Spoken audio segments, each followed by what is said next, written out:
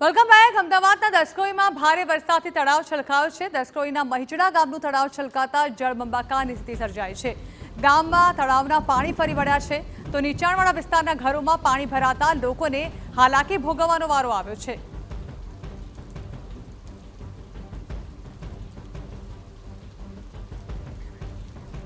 તો દસક્રોઈમાં ભારે જળબંબાકારની પરિસ્થિતિ છે। વરસાદી માહોલ છવાયેલો જોવા મળ્યો છે, ત્યારે તેના પગલે હાલ મહિજડા ગામનું તળાવ છલકાયું છે। જળબંબાકારની પરિસ્થિતિ છે, ત્યારે ગામમાં પણ તળાવના પાણી ફરી વળ્યા છે, જેને કારણે નીચાણવાળા વિસ્તારના ઘરોમાં પણ તળાવના પાણી ભરાઈ ગયા છે।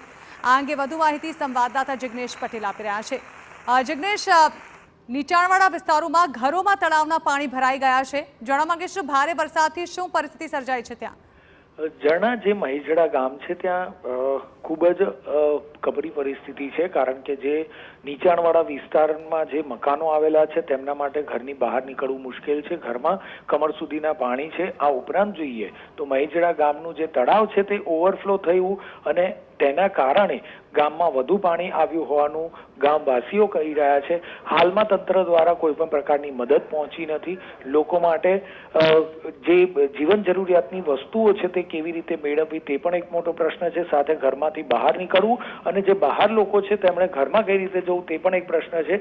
હાલમાં કોઈ પણ પ્રકારે કોઈ મદદ પહોંચે તે પ્રકારનું ગામવાસીઓ માની રહ્યા છે, પરંતુ જે રીતે ગામનું તળાવ જે છે તે ઓવરફ્લો થયું છે તે ખૂબ જ ચિંતાજનક બાબત છે।